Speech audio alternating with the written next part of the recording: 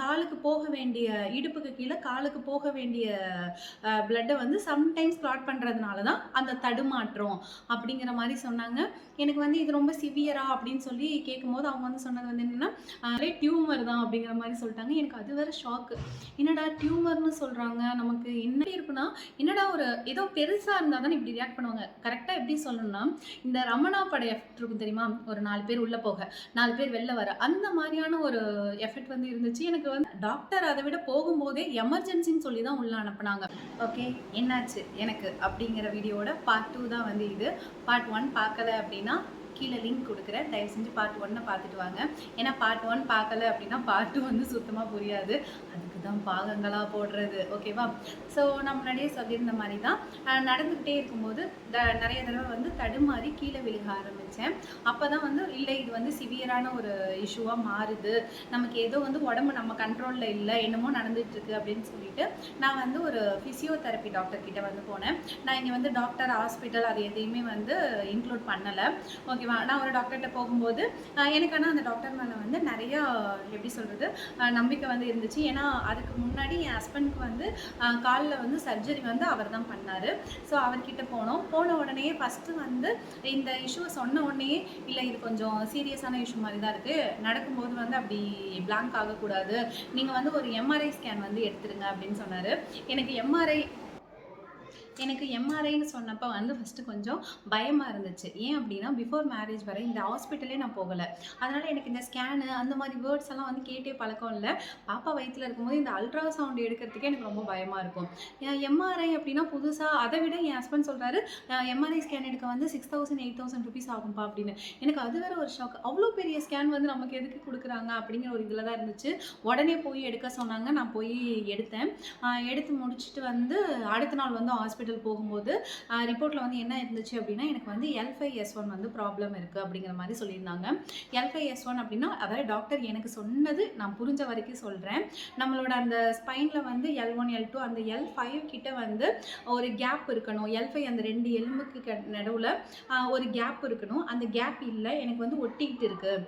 அதனால தான் வந்து எனக்கு அந்த இடத்துல பெயின் இருக்குது. ஸோ அது வந்து சில டைம் வந்து நம்ம காலுக்கு போக வேண்டிய இடுப்புக்கு கீழே காலுக்கு போக வேண்டிய பிளட்டை வந்து சம்டைம்ஸ் கிளாட் பண்ணுறதுனால தான் அந்த தடுமாற்றம் அப்படிங்கிற மாதிரி சொன்னாங்க. எனக்கு வந்து இது ரொம்ப சிவியரா அப்படின்னு சொல்லி கேட்கும்போது அவங்க வந்து சொன்னது வந்து என்னென்னா இது அந்தளவுக்கு இல்லை, பெயின்ஃபுல் ப்ராசஸ் தான், சர்ஜரி பண்ணால் சரியாகும், ஆனால் சர்ஜரி வந்து ரெக்கமெண்டபிள் வந்து கிடையாது. அவங்களே வந்து சொன்னாங்க இப்போ சர்ஜரி பண்ணிட்டேன் அப்படின்னா உங்களுக்கு பெயின் இல்லாமல் இருக்கும், ஆனால் ஃப்யூச்சரில் வந்து எப்போதுமே வந்து நம்ம உடம்புல கத்தி வச்சிட்டோம் அப்படின்னா அது ப்ராப்ளம் தான். அதுவும் ஸ்பைனில் என்னைக்காக இருந்தாலுமே ஆப்ரேஷன் பண்ணோம்னா பின்னாடி நிறையா சைட் எஃபெக்ட்ஸ் வரலாம். ஸோ நான் வந்து என்ன சொல்கிறேன்னா நீங்கள் வந்துட்டு ஸ்ட்ரென்தனிங் பண்ணுங்கள். மெயினாக வந்து என்ன சொல்லியிருந்தாங்க அப்படின்னா எனக்கு அப்பர் பாடியோட வெயிட்டை வந்து ரெடியூஸ் பண்ணுங்கள். என்னோட ஜீன் படியும் இன்னும் எங்கள் வீட்டில் நிறைய பேருக்கு பேக்கில் தான் வந்து சதை அதிகமாக போடும், ஓகேவா? அதாவது முதுகு பக்கம் வந்து அதிகமாக சதை போடும்.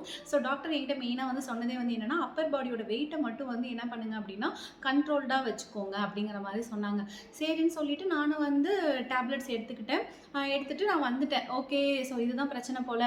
பட் நான் இதுவும் கேட்டேன் இது ஏன் வந்துச்சு அப்படின்னு நான் கேட்கும்போது அவங்க சொன்ன விஷயம் வந்து என்னென்னா நீங்கள் ஒன்று வெயிட் ஏதாவது ரொம்ப தூக்கியிருந்தீங்க அப்படின்னா வரும், இல்லை அப்படின்னா வந்துட்டு பைக்கில் போயிட்டு வரீங்கல்ல அதனால் கூட வந்திருக்கலாம் அப்படின்னு சொன்னாங்க.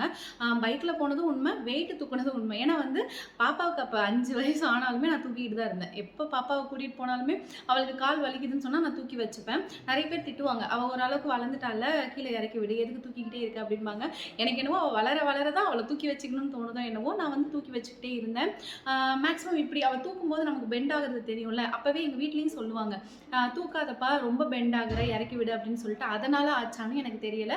ஸோ இந்த ரீசன் தான் சொன்னாங்க. இது எதனால் வந்துச்சுன்னா தெரியாது, மேபி இந்த 2 ரீசனாக இருக்கலாம் அப்படின்னாங்க. சரின்னு சொல்லிட்டு நானும் வந்துட்டேன். ஆனால் கண்டினியூஸாக வந்து ஒர்க் போயிட்டு தான் வந்து இருந்தேன். சரி ஃபிசியோ பண்ணுவோம், ஸ்ட்ரென்தனிங் ஃபிசியோவும் போயிருந்தேன். ஒரு 15 டேஸ் கிட்ட அவங்க ஃபிசியோ கொடுத்தாங்க. அதாவது அந்த பெயினை வந்து ரிலீஃப் பண்ணி விடுறதுக்காக மிஷின்ஸ் வச்சு டெய்லி ஃபிசியோவும் போயிட்டு தான் இருந்தேன். பெயின் ஆனால் எனக்கு அப்போவும் வந்து குறைஞ்ச மாதிரியும் இல்லை, நான் விழுகிறதும் வந்து குறைஞ்ச மாதிரி இல்லை, டெய்லி விழுந்துக்கிட்டே தான் இருந்தேன். எனக்கு அதான் சொல்கிறேன்ல தடிக்கி விழுகிறதுலேயே வந்து ஃபேமஸ் ஆகிட்டேன். எல்லாருக்குமே தெரிஞ்சிருச்சு எனக்கு வந்து இந்த மாதிரி ஒரு இஷ்யூ இருக்குது அப்படின்னு, ஆஃபீஸ் ஃபுல்லாகவே தெரிஞ்சிருச்சு. ஸோ நிறைய இடத்துல வந்து போயிட்டே இருந்தது. அதுக்கப்புறம் வந்து என்னாச்சுன்னா ஒரு 1 or 2 months கழிச்சு எனக்கு நம்மளோட ஹிப் ஜாயிண்ட் இருக்கும் தெரியுமா? 2 ஹிப் ஜாயிண்ட்டும் வந்து எப்படின்னா, ஒரு மாரி தனியா ஷேப்லெஸ்ஸா வெளியில வர மாரி இருந்துச்சு. அதாவது இப்படி இருக்க வேண்டிய ஷேப்பு, இப்படி நகண்டுக்கிட்டே வர மாரி எனக்கு ஒரு ஃபீலு. எனக்கு வந்து என்னன்னா, அந்த எலும்பு பிரச்சனையினால இப்படி ஆயிடுச்சு போல அப்படின்னு சொல்லிட்டு, நான் வந்து திரும்பவும் டாக்டர் கிட்ட போனேன். டாக்டர் எனக்கு இந்த மாரி 2 பக்கமுமே வந்து அன்ஷேப்டா போகுது அப்படின்னு சொல்லிட்டு போனேன். திரும்ப எக்ஸாமின் பண்ணாங்க. எக்ஸாமின் பண்ணிட்டு என்ன சொன்னாங்கன்னா, "இல்ல அது எலும்பு கிடையாது. அங்க வந்து உங்களுக்கு ஏதோ ஒரு கட்டி இருக்கு" அப்படின்னு சொன்னாங்க. லெஃப்ட் சைடில் அந்த கட்டி வந்து பெருசாக இருக்குது, ரைட் சைடில் வந்து இப்போ தான் வந்து வருதா இல்லை சின்னதாக தான் இருக்குது அப்படிங்கிற மாதிரி சொன்னாங்க. எனக்கு திரும்ப ஷாக்கு, என்னடா கட்டின்னு சொல்லிட்டாங்க.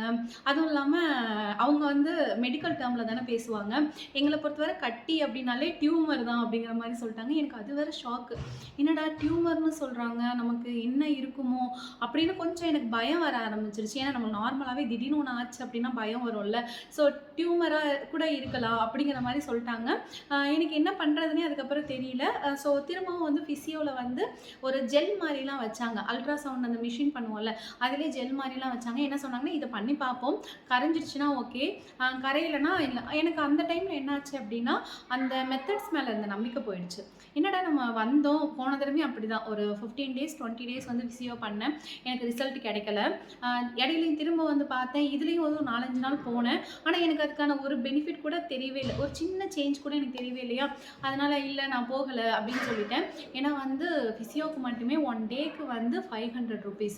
எனக்கு அது வந்து ரொம்ப எக்ஸ்பென்சிவாக தெரிஞ்சிச்சு. ஏன்னா நான் அந்த போன 15 டேஸ்லேயே வந்து 500 யோசிச்சு பாருங்கள். 5000 to 7000 வந்து அப்போவே நான் ஃபிசியோவுக்கு கொடுத்தேன். இப்போயும் ஒரு 5 டேஸ் போனப்போ எனக்கு வந்து நம்ம 1000 செலவு பண்ணுறோம், ஆனால் நமக்கு ரிசல்ட்டே சரியில்லை. நம்ம பேசாமல் வெயிட்டை குறைப்போம், வெயிட் வந்து கூடினதுனால தான் அப்படி இருக்கும் அப்படின்னு சொல்லிட்டு வெயிட்டை வந்து குறைக்கிற இதில் வந்துட்டேன்.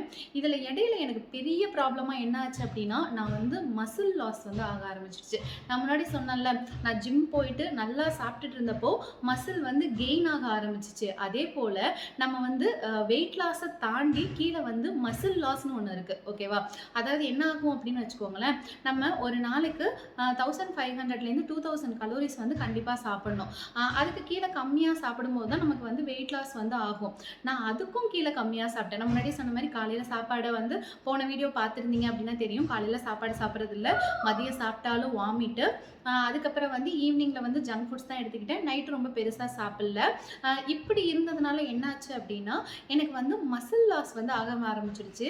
அதனால் என்னோடய ஸ்கின்னே வந்து எப்படி ஆக ஆரம்பிச்சுன்னா தொலைன்னு ஆக ஆரம்பிச்சிருச்சு. எனக்கு வந்து ஃபீல் பண்ண முடிஞ்சு, என்னை எங்கே தொட்டாலுமே எனக்கு வலிக்கும். அதாவது எப்படின்னா, லைட்டாக பாப்பா வந்து என்னை இப்படி கிள்னா கூட இந்த இடம் வந்து என்ன ஆகிடும்னா ரத்தம் கட்டி போயிடும். சும்மா நார்மலாக இது வந்து கேட்குறதுக்கு வந்து கொஞ்சம் வேடிக்கையாக இருக்கலாம், பட் எனக்கு வந்து அப்படி தான் வந்து ப்ராப்ளம் ஆச்சு. ஸ்கின் வந்து ரொம்ப வந்து எப்படின்னா ஸ்மூத்தாக எங்கேயாவது ஒரு தடவை திக்குன்னு இடிப்பட்டால் கூட எனக்கு அந்த இடம் வந்து வீங்க ஆரம்பிச்சிடும், இல்லை ரத்தம் கட்ட ஆரம்பிச்சிடும்.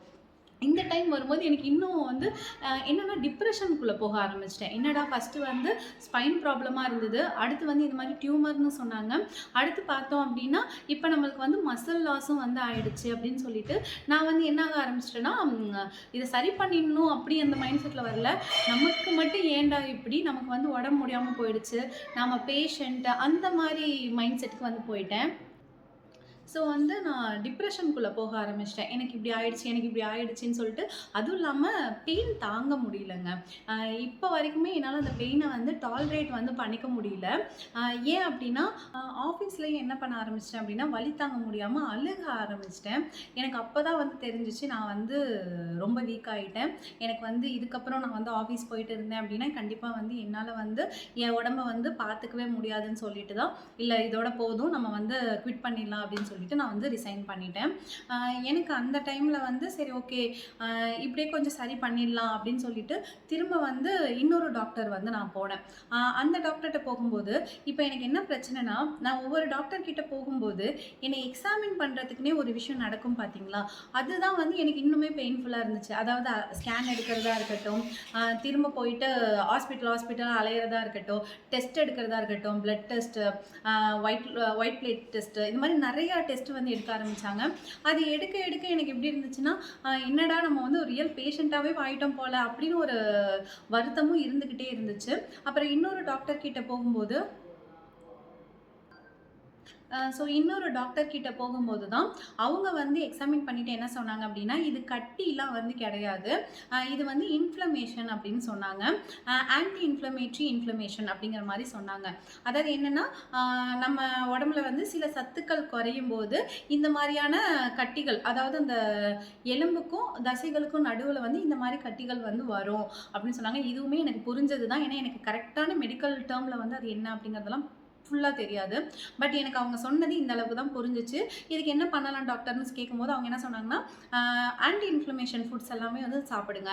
எக்ஸாம்பிளுக்கு என்ன வந்து சொன்னாங்க அப்படின்னா, ஆரஞ்சு, அதுக்கப்புறம் பீட்ரூட்டு, இந்த மாரி நீங்க நெட்ல சர்ச் பண்ணுங்க. ஆன்டி இன்ஃப்ளமேஷன் ஃபுட்ஸ்ன்னு போட்டாலே ஒரு லிஸ்ட் வரும். அத வந்து சாப்பிடுங்க. அப்போ உடனே அடுத்து எப்போ குணமாகும்னு தானே கேட்போம். அவங்க வந்து சொன்னாங்க, உங்களுக்கு இருக்கிற பிரச்சனை வந்து இன்னைக்கு குணமாகும், நாளைக்கு குணமாகும், டேப்லெட் போட்டா குணமாகும் அப்படிலாம் கிடையாது. டேப்லெட்ஸ் வந்து இதுக்கு தேவையே கிடையாது. First full and full anti inflammation food. நல்ல ஃபுட்டு எடுத்துக்கோங்க. ஸ்ட்ரென்தனிங் எக்ஸர்சைஸ் பண்ணுங்க. ஒரு 6 மாசம் கன்டினியூஸா வந்து பண்ணுங்க. சரியாயிடும் அப்படின்னாங்க. இந்த ஒரு காமெடியில வரும்ல, 6 மாசம் பண்ணிட்டு இருந்தேன் சொன்ன அந்த மாரி தான் அவர் சொன்னதும் இருந்துச்சு. நான் உடனே ஐயோ 6 மாசமா? சரி பண்ணிடலாம். அந்த ஒருத்தவங்கள்ட்ட பேசும்போது அவ்வளோதானே செஞ்சிடுறேன், சாப்பிட்டுடுறேன் அப்படின்னு சொல்லிட்டு ஒரு இதை எடுத்துட்டு வந்தேன். பட் எனக்கு அந்த டாக்டர் சொன்ன விதம் ரொம்ப பிடிச்சிருந்துச்சு. ஏன்னா இந்த மாத்திரை போடணும், இவ்வளோ பண்ணணும், அது பண்ணணும்லாம் எனக்கு பயமுறுத்தவே இல்லை. அவங்க சொன்னது வந்து என்னன்னா, இந்த ஃபுட்டை சாப்பிடுங்கப்பா சரியாயிடும் அப்படின்னு சொல்லி அனுப்புனாங்க. எனக்கு வந்து ரொம்ப ஹாப்பியாக இருந்துச்சு. ஆனால் அதை நான் செஞ்சேனான்னு கேட்டேன்னா இல்லை. ஓகேவா? ஏன் அப்படின்னா, அதாவது பெயின் வந்ததுனால இதெல்லாம் செஞ்சு சாப்பிட முடியலையா? இல்லை என்னோட அலுப்பா அப்படின்னு வந்து எனக்கு தெரியலை. நான் சில நாள் எனக்கு வந்து பேக் பெயின் இருக்குங்கிற காரணத்தை வச்சே சில விஷயத்த செஞ்சு சாப்பிட்றத வந்து அதுக்கு ஒரு ரீசனாக எடுத்துக்கிட்டேன். அதாவது பேக் பெயினுக்காக நல்லதெல்லாம் சாப்பிடணும். நல்லதெல்லாம் ஏன் சாப்பிடலன்னு என்னை கேட்கும்போது எனக்கு பேக் பெயின் இருக்கு, என்னால் எஞ்சி செய்ய முடியல. அந்த ஒரு சைட் ஆஃப் ஆங்கிள் தான் வந்து நான் சொல்லிக்கிட்டு இருந்தேன். ஸோ எனக்கு அந்த டைம் வந்து இப்படி தான் போயிட்டு இருந்துச்சு. இது வந்து எப்படின்னா இப்போ ரீசெண்டாக நடக்க ஆரம்பிச்சது. ஒரு 1 மந்த் 2 மந்த் இருக்கும். டாக்டர் கிட்ட டெய்லி ஃபிசியோவும் போயிட்டு வந்துட்டு இருந்தேன். நான் லைவ்ல பேசும்போதே சொல்லியிருப்பேன்.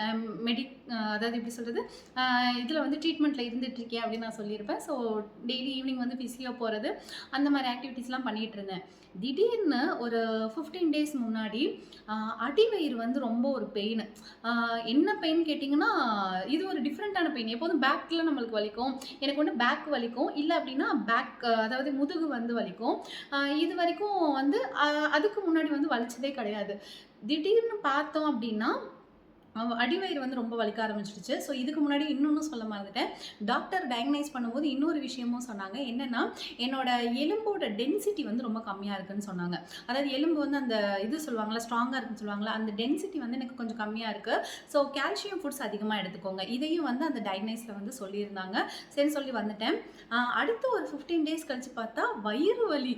எனக்கு அடிவயிறு அவ்வளோ வலிக்குது. என்னால் வந்து லெஃப்ட் சைடு மட்டும்தான் படுக்க முடியுது. நேராக படுத்தாலோ இல்லை ரைட் சைடு திரும்பி படுத்தாலோ பெயின், அவ்வளோ பெயின். ஓகேவா? அதாவது டாலரேட்டே பண்ண முடியாது அளவுக்கு. நான் மேக்ஸிமம் பெயினை வந்து டாலரேட் பண்ணணும்னு தான் நினைப்பேன். ரொம்ப நைட்டு ஃபுல்லாக பெயின் இருந்து அழுக ஆரம்பித்து ஹஸ்பண்ட் வீட்டில் பயந்துட்டாங்க. திரும்ப வந்து காலையிலே வந்து அவரும் காலேஜ் லீவ் போட்டுட்டு ஹாஸ்பிட்டல் போயிட்டோம். ஹாஸ்பிட்டல் போனதுக்கப்புறம் ஃபஸ்ட்டு எடுத்த உடனே வந்து ஜென்ரல் டாக்டர் தான் பார்த்தோம். ஏன்னா வயிறு வலிங்கிறதுனால இவங்களை பார்க்குறதா, கைனகாலஜிஸ்ட் பார்க்குறதா இல்லை என்னன்னு தெரியல. சரி ஃபஸ்ட்டு ஜென்ரல் டாக்டர் பார்ப்போம். பார்த்துட்டு அவங்க வந்து கைனகாலஜிஸ்ட்டை சொன்னாங்கன்னா நம்ம போய்க்கலாம் அப்படின்னு சொல்லிட்டு ஃபஸ்ட்டு ஜென்ரல் டாக்டர் பார்த்தேன். அவர் எடுத்தோடனே ஃபஸ்ட்டு அல்ட்ராசவுண்டுக்கு வந்து அனுப்புனாங்க.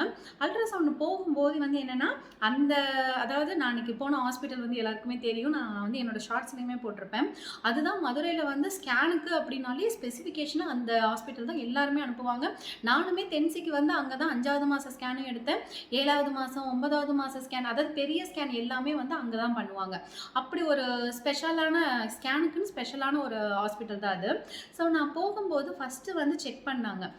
செக் பண்ணும்போது ஒரு லேடி டாக்டர் வந்து செக் பண்ணாங்க. செக் பண்ணிகிட்டே இருந்துட்டு ஒரு 5 மினிட்ஸ் அதாவது இங்கேருந்து ஜெல் வச்சுட்டு கீழே வரைக்கும் தடவுறாங்க. அவங்களுக்குள்ளேயே குசு குசுன்னு பேசிக்கிறாங்க. என்கிட்ட எதையுமே சொல்ல மாட்றாங்க. எனக்கு வந்து ஒரு பயம் வரும்ல, என்னடா என்னாச்சு? நமக்கு எப்போதுமே ஒரு ஸ்கேன் பண்ணும்போது ஏதோ பெருசாக இருந்துருமோ ஒரு யோசனை இருக்க தான் செய்யும். பயந்துக்கிட்டே இருந்தேன். அடுத்து பார்த்தோம் அப்படின்னா இன்னொரு ஜென்ஸ் டாக்டர் வந்தார். ஓகேவா? அவரும் வந்து திரும்ப ஜெல்லை வச்சு தடவுறாரு. திரும்ப அவங்களுக்குள்ளவே குசு குசுன்னு இந்த லென்த்து, இந்த இது இவ்வளோ சென்டிமீட்டர் அவ்வளோ சென்டிமீட்டர்னு பேசிக்கிறாங்க. அது என்னங்கிறதே வந்து எனக்கு தெரியலை. என்கிட்ட வந்து என்ன பண்ணாங்க, இல்ல நீங்க வந்துட்டு ஃபர்ஸ்ட்டு எப்போதுமே வந்து ஸ்கேன் வந்து கேர்ள்ஸ் மேக்ஸிமம் எல்லாருக்குமே தெரியும். நெறைய தண்ணி குடிச்சிட்டு தான் அல்ட்ராசவுண்ட் ஸ்கேன் வந்து பண்ணுவாங்க. இவங்க என்ன பண்ணாங்க அப்டின்னா, ஃபர்ஸ்ட்டு அப்படிதான் தண்ணி குடிச்சிட்டு ஃபுல் பாட்டில் வந்து தண்ணி குடிச்சிருந்தேன்.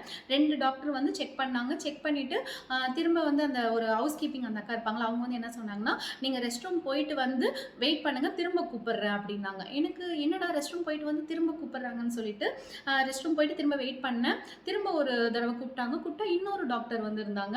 அவங்க வந்து ஒரு 50 அந்த மாரி இருக்கும்.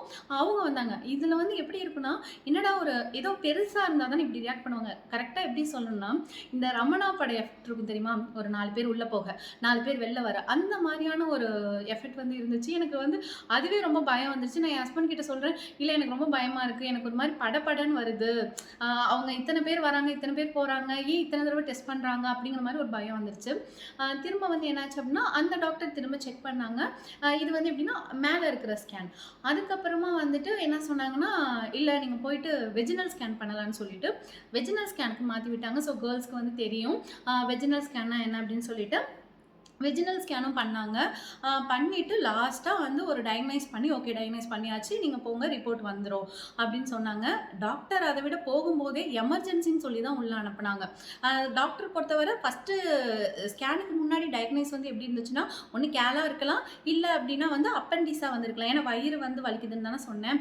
ஸோ வயிறு வந்து ரைட் சைட் பெயின் இருந்துச்சு. அதனால ஒண்ணு அப்பெண்டிஸா இருக்கலாம், இல்ல கேலா இருக்கலாம். இப்படின்னு சொல்லி தான் வந்துட்டு என்ன எமர்ஜென்சின்னு சொல்லியே வந்து ஸ்கேனுக்கு அனுப்புனாங்க. ஸோ ரிப்போர்ட் வந்துருச்சு. ரிப்போர்ட் வந்தக்கப்புறம் என்ன வந்து சொன்னாங்க அப்படின்னா, நம்மளோட ஸ்கின்னுக்கும், நம்மளோட இன்னர் பார்ட்ஸுக்கும், அதாவது மண்ணீரல்னு சொல்லுவாங்கல்ல, அந்த இன்னர் பார்ட்ஸுக்கும் இடையில எனக்கு வந்து ஒரு கட்டி இருக்கு. அந்த கட்டி வந்து எப்படின்னா, ஒரு மாரி லிக்விட் ஃபார்ம்ல இருக்கு அப்படின்னு சொன்னாங்க. ஸோ ஆன்டிபயோட்டிக்ஸ் வந்து நான் குடுக்குறேன். ஒரு 4, 5 டேஸ் வந்து பார்ப்போம். ஸோ அந்த கட்டி வந்து அதுவா கரைஞ்சிடுச்சு அப்படின்னா பிரச்சனை இல்ல. இல்ல அப்படின்னா நீங்க ஒரு 4, 5 டேஸ் வந்து ஆன்டிபயோட்டிக்ஸ் எடுத்துட்டு திரும்ப வாங்க. நம்ம ஸ்கேன் பண்ணி பார்ப்போம். பார்த்துட்டு வந்து இதுக்கு என்ன பண்ணலாம்? சப்போஸ் அப்பவும் அது கரையல அப்படின்னா, வேற வழி இல்ல. நம்ம வந்து ஆப்பரேஷன் தான் போகணும் அப்படின்னு சொன்னாங்க. ஸோ எனக்கு தெரிஞ்சு இன்னும் ஒரு 1 டே வந்து எனக்கு ஆன்டிபயோட்டிக்ஸ் இருக்கு. ஸோ இத முடிச்சுட்டு தான் வந்து நான் போகணும். என்ன பொறுத்தவரை நான் வந்து ஒரு சைட் ஆஃப் டைம்ல தூக்கத்தையும், ஃபுட்டையும் நான் வந்து மதிக்கவே இல்ல. இப்போ அந்த ஃபுட்டும் இருக்கு, அ தூக்கமும் இருக்கு. ஆனா என்னால பெயின்ல 2த்தையுமே வந்து கன்சியூம் பண்ண முடியல. இப்பவுமே நான் திருந்துனனான்னு கேட்டா இல்ல. ஓகேவா?